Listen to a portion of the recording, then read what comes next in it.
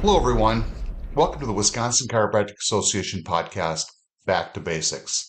My name is Dr. Chris Resch, President of the Wisconsin Chiropractic Association. Today, I'm thrilled to speak with Doctor of Chiropractic, Clint Moses, also known as Wisconsin State Assembly Representative Clint Moses. Please allow me to explain.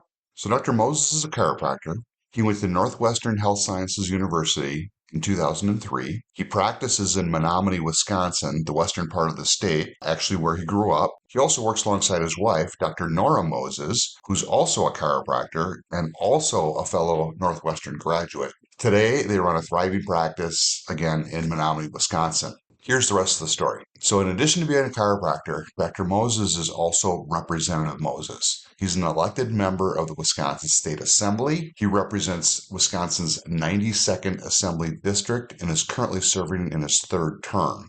In Madison, he was selected and elected by his peers to chair the Assembly Committee on Health, Aging, and Long-Term Care.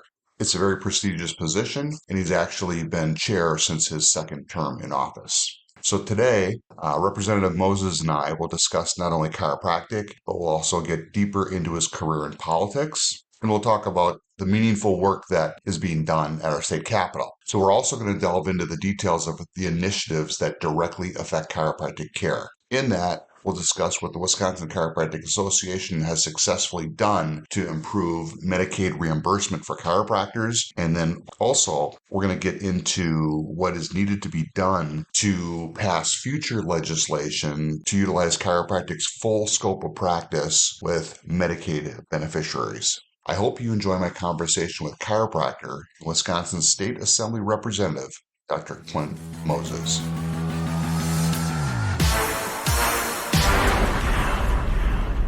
All right, we have Representative and Dr. Clint Moses, otherwise known as Representative Clint Moses, DC. How are you doing today, Clint?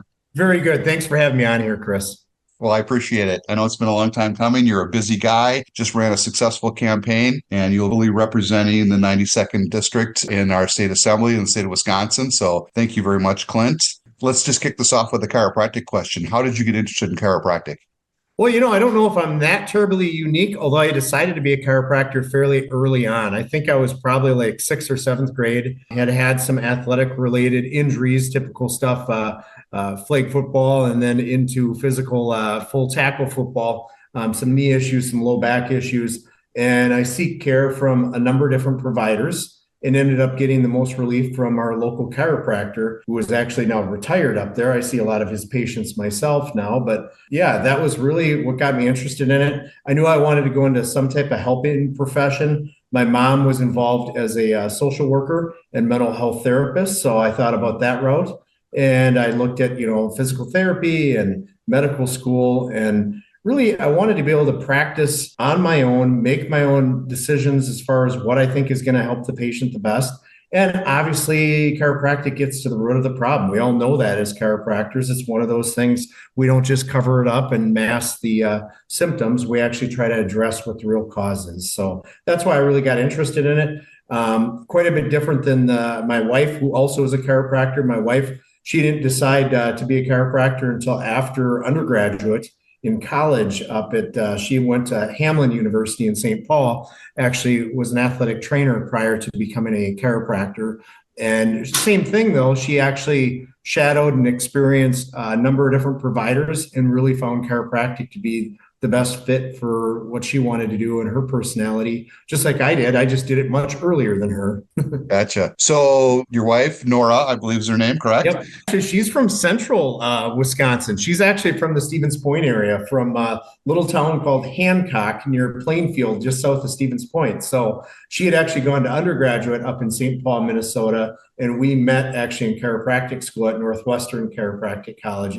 That's what it was called back then. So I guess we're getting old, Dr. Chris, because I still call it Northwestern Chiropractic. It's now Northwestern Health Sciences University. So but that's how we met.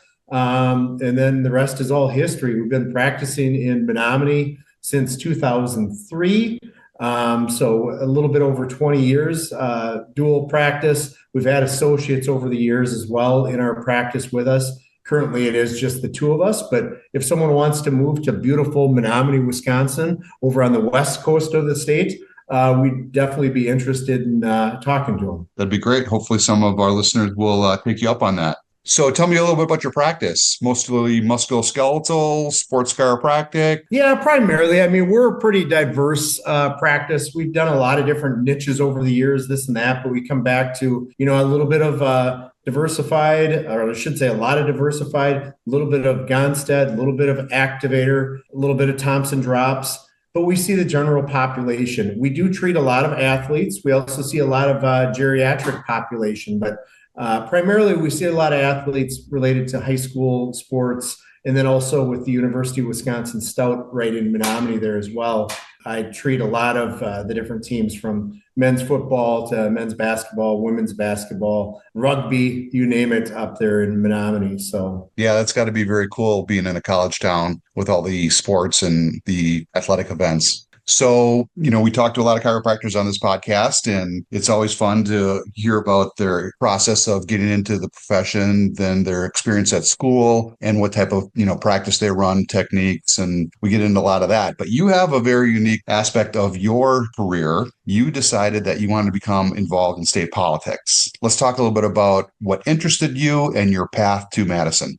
yeah, and this could be a long, long podcast just talking about this, because it really started early on being involved on a number of local boards. I'm the past president and chair of our community foundation, past Rotary Club president in our community, and then I served on school board as a school board clerk prior to being in the legislature. And actually, for a little bit, that overlapped with my first session in the legislature. I was still on the school board, which that gets to be a lot to balance. And I know we'll probably talk about balancing act of being a professional chiropractor, obviously still treating patients and working in the legislature, but got interested in local government first. Also, got interested obviously in healthcare.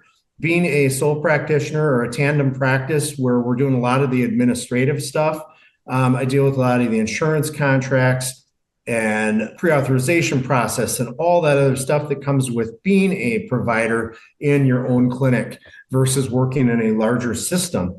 So I got very interested in healthcare policy, not only at the state, but also at the federal level. So I'm probably the weirdest legislator in the building, because I think I'm one of maybe a couple that are interested in healthcare policy and really understand it. I mean, even basic terminology comes in helpful that, a lot of us providers, whether we're chiropractors, dentists, podiatrists, medical providers of any kind, there's certain terminology that a lot of us understand and share that just the general public and your average legislator, whether it's a state or federal legislator, may not understand. So it makes it much easier to navigate when you start talking to all the different stakeholders, from providers, like I've mentioned, to insurance companies, hospital association, and all the different entities that come and talk to me on a daily, if not daily, on a weekly basis, especially when we're in session. But that was really how I got interested in it. Same reason that in a way, I got interested in being a chiropractor to help people.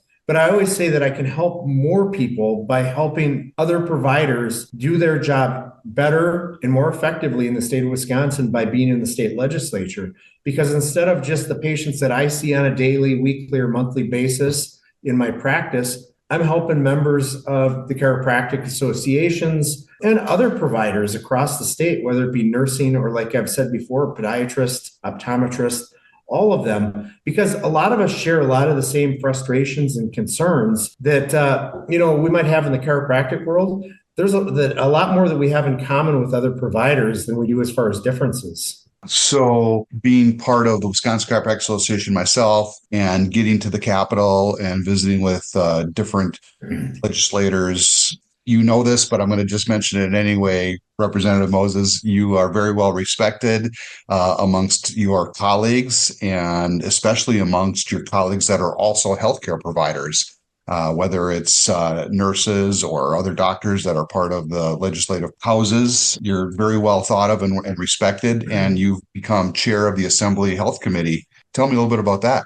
Yeah, and I think you touched on it a little bit, but really the advantage that I had is just having a good understanding of how things work in healthcare.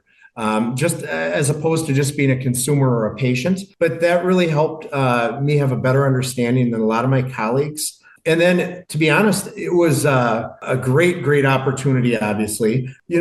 This is only my third session down here, and I was Mhm. appointed as chair of the Health, Aging, and Long-Term Care Committee last session as basically a sophomore legislator. So it really, that's quite a feat. And I will tell you, our committee, obviously, we had 16 members last session, which was the largest committee in the assembly. We also heard the most bills. We heard over 130 bills, or Wow. I should say we had 130 bills referred to us, but we did hear the most, and we actually execed and moved on the most bills in the state assembly.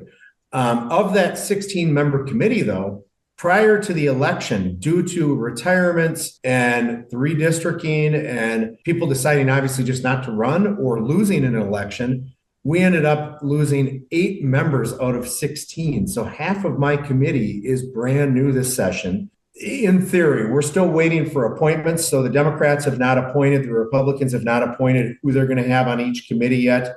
But I would anticipate that, well, at least half the members are going to be brand new this session. So there's going to be a lot of re-education. You and your friends that come to the Capitol are going to have to talk to a bunch of new fresh faces and maybe repeat things that you've already said before, because these are new eyes and ears looking at this legislation that affects us. Oh, believe it or not, I'm looking forward and up for the process.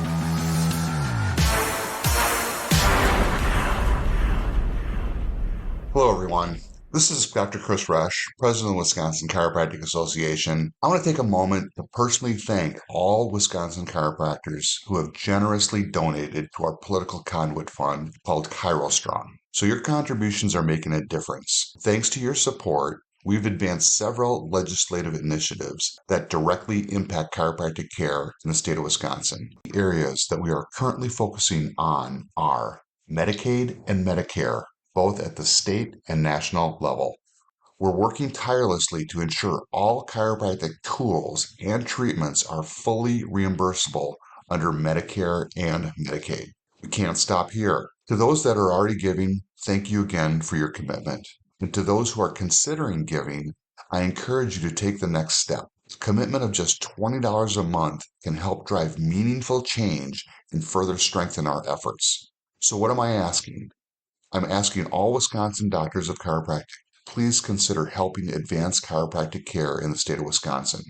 Just visit the Wisconsin Chiropractic Association website, head to the Government Affairs section, and find the ChiroStrong page. There, you can simply scan a QR code or click on a link that states Donate Now. It's that easy to get started.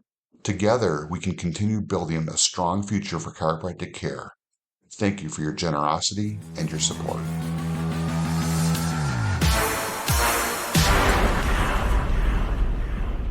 So let's talk a little bit about your campaign. So you were just reelected in a newly drawn state assembly seat with 53% of the vote. Did you run a different kind of campaign this election, given 2/3 of your district was new and it was a presidential year? Yeah, as far as what we do on our campaigns, the presidential year didn't necessarily affect what I had to do this particular time around. Like I said before, this was my third time running for state assembly on a third separate legislative map. Why is that? I have patients and friends that ask, why is it that you have new territory every time? Because last time I could vote for you, the time before I could, or the previous time I couldn't, now I can. Well, every 10 years, redistricting occurs based on the census population. Because basically, of the 99 assembly districts, I won't bore you with the lengthy details, but of the 99 assembly districts, they're supposed to represent equal number of people. So basically, each of us represents about 61,000 people in the state of Wisconsin. We did the redistricting after my first session, but then when our state Supreme Court flipped 2 years ago, or last spring, I should say, they deemed that our maps were unconstitutional, threw them out, and we went back to the drawing board. And this last time that I ran, this past fall, was actually on Governor Tony Evers' map. So the governor actually drew my district along with all of the other ones in the state. And I'm proud to say, you say 53%. Well, I used to win by mid 60s%. So like 65, 66, my previous 2 elections. Governor Evers actually won my district as a Democrat in 2022 by 0.07. So not even a full percentage point.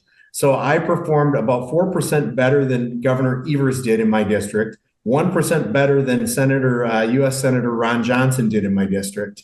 So I do think working hard and being local and getting out and talking to people definitely pays off. But yeah, I had actually, it was just under 40% of my current constituents that I serve right now until the end of this second session are what I retained. So over 60%, as you said, it's almost 2/3 are all new constituents. Well, the challenge with that is these are people that may not know you because they haven't reached out to your office. You haven't helped them with issues before. When I first ran, my little farm in the township of Menomonie was on the furthest east part of my district. And then my district went all the way west up into St. Croix and a little bit of Polk County. So I had a lot of people to the west of my farm. Well, now with the current map that I actually won on this fall, my farm is the furthest west. So it flip-flopped. So now I have two major communities, both of about 15, 16,000. My hometown of Menomonie, where UW Stout is, and then the city of Chippewa Falls and Lake Wissota, if your listeners are familiar with that. If you're not, you should come up and visit. It's a beautiful lake. There's some great campgrounds around there. But I have Menomonie and Chippewa Falls and a long, narrow strip along Highway 29, which compared to my previous assembly area, my districts, it is about an eighth or a seventh of the geography. It's much more condensed and smaller. So the challenge this election season as well, because it was what they considered a swing seat, the amount of time and resources that both sides put in was astronomically more. We estimate that my opposition spent $750,000 to $800,000, including outside money. We will not know the actual full amount till probably late January. But to put that in perspective, I spent about $450,000 on my race compared to my last election back in 22. I spent $13,500 and I won by 20 points. So wow. I guess the real positive is I got my exercise. I lost weight this cycle. The challenge is it's definitely a lot to balance with family and practicing. You know, I actually did have to cut back on the number of hours I was practicing during campaign season because of events and going out and talking to people, going door to door and all that stuff. So that was a bit more of a challenge. Well, I guess my comment is going to be, I think you winning by those margins is a testament to your previous record, probably the doors that you knocked on, your campaign, and the relationships that you've developed over the years, not only in your practice, but as a state politician. So that's great. And I, you know, the other thing I was going to add earlier too, that I think in general, chiropractors just have a knack of trying to figure something out, working with people regardless of what background they come from, you know, what different views they might have. Like I still treat Democrats, still come to my office, believe it or not. I'm sure. And I still treat them the same as I would anyone else. But I think it gives us an advantage, not only in the healthcare world and in our little clinics, but also in a position like this. For instance, I had the pleasure of actually having a handful of bills. I actually had 5 total bills last session signed by the governor. Well, you don't get that kind of stuff done if you're just down here to poke people in the eye and be super partisan. So I think people see through some of that stuff and, you know, see that I am actually going to work for them regardless of if they voted for me or not. Yeah, definitely. So you touched on a little bit about your practice. Can we talk about work-life balance and also balance between a chiropractic practice and your duties in Madison? Because I'm always intrigued with how you do it, Clint. How do you see patients? I believe you probably see patients on like a Monday and Friday, and you're in Madison Tuesday, Wednesday, Thursday. Take us down that trip. Yeah, and it works most of the time. There's been a few times where I've had to jockey and reschedule patients or have my wife cover for me, but it's pretty rare. You know, in our world, many of us are familiar with cluster booking. My staff in the Capitol is very aware and very good at cluster booking now because some legislators will come down here and they'll kind of spread things out and they got the whole week to work with.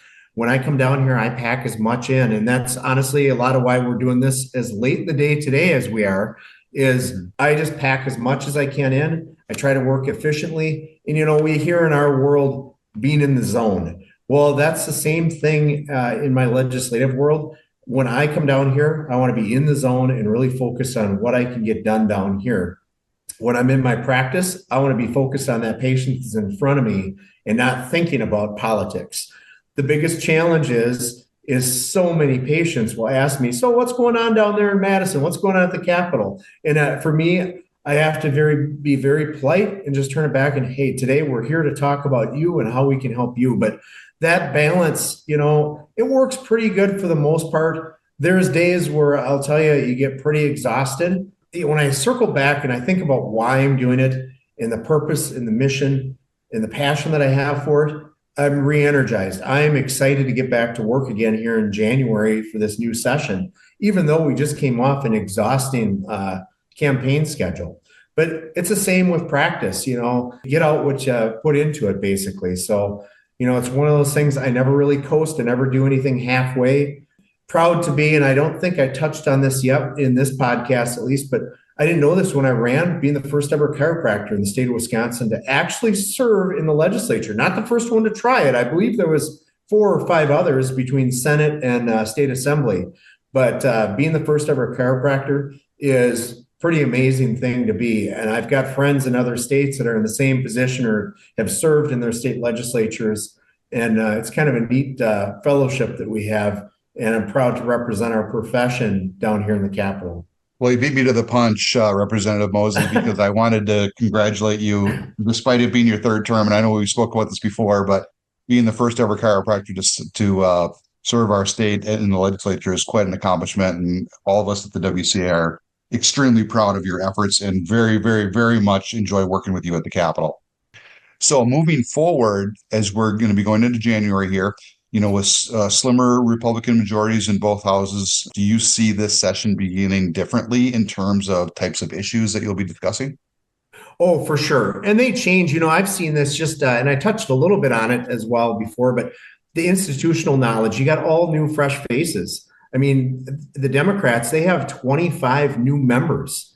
Last session, we had 16 new members. I don't even know what the count is, but just the change in personalities and the change in the people that are here and their knowledge base and what they bring to the Capitol changes the dynamics of every single session. But definitely the obvious is when we go from a 64-seat majority to a 54 seat, so we lost 10 seats, that means that we're going to have to do a little bit more to work together. I think it's going to be more imperative that we try to work across the aisle as best we can. We can't do this stand out there and basically say, you know what, we have this almost super majority and we're not going to work with you. And honestly, my personality and the way I've worked the whole time I've been here has never really been that way anyway.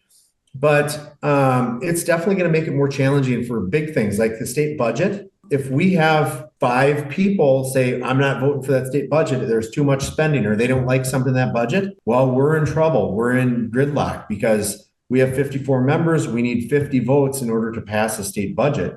So it's possible that we might even end up with a Democrat or 2 that might have to vote for our state budget in order to pass it on the floor. The state Senate is the same situation as us. They had 22 seats out of 33. They now have 18 out of 33. So there's 18 Republicans, 15 Democrats. That's a very tight margin. Last session, the Senate actually had a veto-proof majority. We did not. We were 2 votes short. We were at 64 and needed 66. So it's going to be different how they navigate. And the committee compositions will change a lot. Good example is Joint Committee on Finance. As of when we're recording this, Dr. Chris, we still don't know who is appointed from the Assembly side, but on the Senate side, we do know because 2 of the senators that on the Republican side that were in there, Senator Dewey Strobel and Senator Joan Ballweg, both lost re-election. So there's new faces in there. Actually, both of those 2 were replaced with people from kind of my region of the state, Northwest Wisconsin, Senator Stachel and Senator Romaine Quinn from Rice Lake, not too far away from me, is on Joint Committee on Finance. Well, can we talk a little bit more specific about the Assembly Health Committee and what you see as the priorities this session? Yeah, I think the priorities haven't changed a whole lot. My first session, obviously, prior to me being the chair of it, I was on the committee, but the first session obviously was focused on COVID related issues, from COVID precautionary stuff to government, and some would say overreach, but all COVID related stuff. Last session, we really started to focus more on what we can do for patients in the state of Wisconsin and providers in the state of Wisconsin. We had some big bills that I was hoping that we'd get across the finish line. Probably the biggest one that got the most press was the advanced practice nursing bill, the APRN bill. Had some changes to it this last session, got to the governor's desk. It actually passed the Assembly and the Senate, got to the governor's desk, and he vetoed it. So I'm assuming that one's going to be coming back again, obviously. We've got a number of bills related to aging long-term care that were in the works last session, but they weren't quite ready for a hearing. I think we're going to be having hearings on those bills this session as well. But I think the overall tone, people are looking at access, and this hasn't changed over the last decade. They're looking at access and affordability, cost, making sure their insurance companies are transparent and actually covering what they say they're going to cover. I can totally get this not only from the provider perspective, but also as a patient perspective, because I have a father of 4 daughters, recently became a grandfather this summer over a campaign season as well. So congratulations. Yeah. So I know what it's like to utilize these services as well. But that has just been magnified and gotten worse over the last years as far as the cost. And then there are certain areas of the state, I think even over where you actually practice, where we're having some hospital closures and stuff. In Chippewa Falls, they lost their their hospital that served the Chippewa Falls community. In Eau Claire, one of our major hospitals, Sacred Heart, HSHS, part of the HSHS program or system based out of Illinois, they closed up. And we're seeing that becoming more and more of an issue. And what it really ties back to is the reimbursement rate from these insurance companies, from like Medicaid, Medicare, and then even on the private side, what they're reimbursing providers. I know what it costs to run my small practice, my small clinic, and I know a lot about hospital administration just because of my position in this in the assembly as chair of the health committee. But the cost is just going up and up and up for providers, and reimbursement rates are not keeping up with it. Now, I am proud to say I've done budget requests where we have increased provider funding for not just chiropractors, also dentists, speech therapists, audiologists, you name it, across the board. But it doesn't keep up with the inflationary costs that we've seen the last 2 years. And philosophically, I am not of the belief that expanding Medicaid is the answer. If you have your lowest reimburser and you just put more people on that, it just does not work. I mean, some of your listeners probably do take Medicaid and Medicare as well. But if I look at my end of the week report in my clinic, if I have too high a percentage of low reimbursement patients, I can't afford to pay what I have to pay my even support staff versus what I paid them 5 to 10 years ago. So expanding Medicaid is not the answer. Looking at more affordable options out there for access and more choice for people.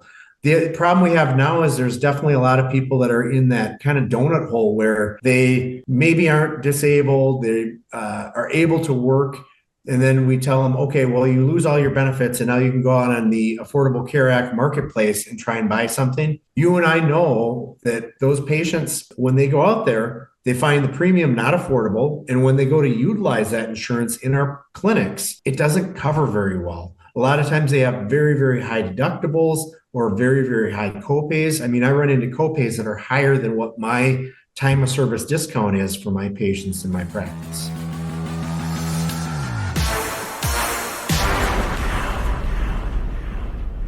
Hello, everyone. I want to tell you about the 2025 Spring Convention hosted by the Wisconsin Chiropractic Association. This year, we are shortening up the duration to 2 days and calling it a Spring Mini Convention. Join us Thursday and Friday, April 10th and 11th at the Ingleside Hotel and Water Park in Pewaukee, Wisconsin. It's 2 days packed with educational opportunities that you can use in your practice Monday morning. So save the date now and don't miss this opportunity to grow, network, and thrive at the 2025 WCA Spring Convention, Thursday and Friday, April 10th and 11th at the Ingleside Hotel and Water Park in Pewaukee, Wisconsin. More exciting details regarding topics, speakers, and class times will be posted on the WCA website in January 2025.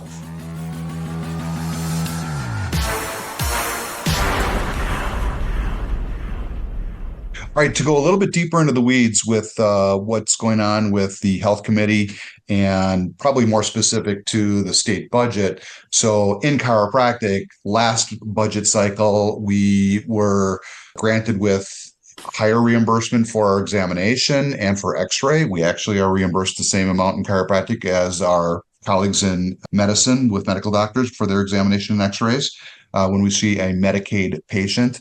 Prior to that budget cycle, we had a increase in the chiropractic adjustment reimbursement. So those are great wins. We want to thank all the work that you've done with that, Representative Moses. But we're not done.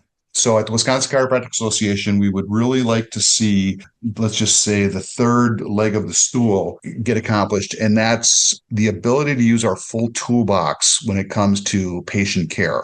So I'm in a multidisciplinary clinic where we have chiropractors, we have physical therapists, all are under one roof. My wife, Carrie, is a licensed physical therapist. We've been in practice for 34 years. We're both Medicaid and Medicare providers. There's a huge difference in how we can treat Medicaid subscribers. When it comes to chiropractic, I can do an examination, I can take an x-ray, I can do chiropractic adjustments of the spine and the spine only. When it comes to physical therapy, physical therapists can do an examination. They can then do manual therapy of the spine, but they can also do all the modalities. They can do therapeutic exercise, they can do telehealth, and they can be reimbursed for those procedures. Now, from a chiropractic standpoint, we can do those procedures with our patients, but we're not reimbursed for them. So there's a slippery slope between if we do them and don't charge, that's technically incentivizing the visit, or if we do those and charge for those services, a lot of our Medicaid subscriber patients just don't have the ways and means to pay for those procedures. What we'd really like to see is not necessarily a scope expansion. That's not what we're asking for, but we're asking for the ability to use our current full toolbox. Do you see that likely to happen in the future in the state of Wisconsin? I do. It's something that obviously is not going to go away as long as I'm here. I've definitely shed light on that the last couple of years here because obviously as a chiropractic provider, I deal with it day in, day out for the last 2 decades. But it's something that, I'm going to continue to have, I plan on having a public hearing on that bill or whatever legislation that may come forward to help that. I even thought about this session having a educational hearing or an informational hearing to bring light to it because it is unfair. We're not able to practice to the full extent of our scope, to the full extent of what we're licensed and trained to do. And then I see what reimbursement rates are for other providers doing identical, exact same services as us. And it's very, very frustrating. So bringing that to light and making sure my legislative colleagues understand what it is, because I don't think they do. I mean, very few of them are going to look at their EOB from their insurance company and say, wow, I went to the PT a couple of years ago and they did this. And I love PTs. So I'm not picking on PTs. Just like you, I actually worked before I had my own practice. I worked in a multidisciplinary clinic right out of chiropractic school. So I have a great understanding and appreciation for what it is our physical therapist counterparts do. But, it is unfair that they can do manipulation like techniques, get reimbursed for it. And then we have to stick to just adjustment of the spine. And we're trained to do all these different modalities and all this other stuff. And, I know I'm just repeating what you said as well, but to answer your question, Dr. Chris, no, as long as I'm here, I want to make sure we bring light to it. And the WCA this has been one of their legislative goals the whole time I've been here. So I'd like to actually see it move somewhere and do something. And to be honest, this is one of those issues that is not so partisan. So even though we do have a governor who's a different party than myself, this is one of those areas that we might be able to find some common ground and work on. Because it's not a Republican idea or a Democrat idea that one provider should get paid more than the other. Truth be told, the big issue is the lobbyists, or as they like to be called, advocates for these different professions. But right. You look at how they're protecting their territory and how they're protecting their own pocketbook. And I see through that. I mean, I know what's going on, but that's the amount of resources, time, and money that is spent to lobby and advocate to not only myself, but my legislative colleagues on some of these issues. is crazy. And it's even more at the federal level, but we see it at the state level, lobbyists in our building as well. Well, I'm very much looking forward to coming to Madison, and John Murray and I and other members of our legislative committee meeting with your legislative colleagues to, again, educate them on, I guess, what I would say, what we feel is fair and right in the state of Wisconsin, so that Medicaid subscribers have the ability to choose chiropractic and get all the services that they need and deserve. So thank you very much. I appreciate all the support there. It's great to see you guys come down and advocate and talk to my colleagues and this and that. And I will say it's been incredibly effective. We all remember the days of the fax machine, and we've all heard the stories of the chiropractors from the WCA bombarding the Capitol with faxes back in the day. But I will also say probably the most effective thing or the most impactful thing I've made for our profession in my time being here is just answering simple questions. Because it's like, no, it's really not any different than any other workplace where my coworkers, my legislative colleagues will come up and ask, hey, do you guys treat this? Do you do this? And can a chiropractor help with this? And it's those basic things that you and I would say, well, yeah, of course we treat that. We know how to fix that. But people don't know. And it's legislators are no different than the general public when you start going across the state of Wisconsin and beyond. But they'll ask me, do you guys treat plantar fasciitis, or do you treat this and that? Yeah, I see a lot of that in my practice. Don't know if I can help you for sure, but we need to set up an exam. And I make a lot of referrals to local, and I shouldn't just say local, chiropractors across the state, because my legislative colleagues come from all corners of the state as well. So that's the other really cool thing about being in this position is all the great colleagues I've met from our profession across Wisconsin that I would have never met before, to be honest. That is very cool. All right, Representative Moses, what most people don't know is it's at the time of this recording, it's after 9 o'clock on a Tuesday night. You're already in your office in Madison, or I should say you're still in your office in Madison. Tell me, what's on your schedule tomorrow morning? Well, I'm gearing up. Obviously, I'm down here for a bunch of meetings. So we have caucus meetings tomorrow and then also Thursday. We're scheduled for, I believe, somewhere between 16 and 20 hours of caucus meetings. However, I'm going to be sneaking away from the caucus meeting for a little bit, not when we're having healthcare policy discussion, obviously, but when I get an opportunity, maybe on my lunch break, I have to head down to DSPS, the agency, because at the time of this recording, we're prior to the December 14th deadline for your license renewal. And the one and only Representative Clint Moses does not have his license renewed yet, because DSPS has been having glitches and issues with their software system, just like they did 2 years ago when we also had to renew. So I know a lot of my chiropractic colleagues have reached out with frustration and issues with their own. So I am going to head down to the agency and see if anyone's down there tomorrow. And I've got a couple good contacts there. So I do want to work with these people. I want to try and improve it. You know, obviously this is a big deal because I do still want to be able to practice. So I've got my continuing education and all that stuff done. It should be a pretty quick and simple thing, but I've been unable to access my account like many of you. So I will be working not only on my behalf, but also on all of you, your behalf, to try and get this DSPS thing streamlined and better next time around. So thanks for asking, though, Dr. Chris. Should be the highlight of my day. Sounds good. You're fighting the good fight for chiropractic. Well, I'll tell you what, we're going to wrap this up. Dr. Clint Moses, practicing in Menomonie, Wisconsin, and also Representative Clint Moses, Assembly District in Western Wisconsin, the Menomonie and Eau Claire area. On behalf of the Wisconsin Chiropractic Association, I just want to thank you for everything you're doing for your patients, what you're doing for chiropractic, and also what you're doing for all residents of the state of Wisconsin. Thanks a lot, Clint. Appreciate it. Yeah, thanks, Chris, for having me on here. And this is something we definitely should do again. I know it took probably about 6 months in the making between everybody's schedule and campaigns and everything else, but it was a lot of fun. And I look forward to continuing to work with the WCA this session and beyond. So thank you. Fantastic. Thank you.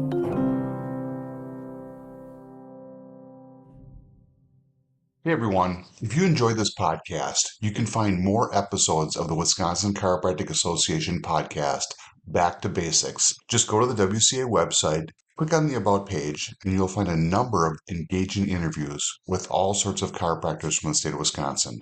Chiropractors that are new to practice and are willing to share what got them started, and chiropractors that have been in practice for 25 years and beyond. They are all here to share what they have been through to get them to where they are today. On another note, if you are considering becoming a member of the WCA, I would like to emphasize at the Wisconsin Chiropractic Association, we're here for chiropractors like you working to make a difference in our communities. With a thriving membership, the WCA provides educational seminars that empower you with the latest insights in clinical practice. We also provide our help desk, which helps your insurance and business related questions. When it comes to what's happening at the Capitol, the WCA helps defend and support chiropractic at the legislative level, ensuring that your voice is heard where it matters most. By joining the WCA, you're not just supporting yourself, you're supporting chiropractic in Wisconsin and nationwide. Join the Wisconsin Chiropractic Association today and be part of a community that's advancing chiropractic care for the future. Call or visit the WCA website to learn more and become a member.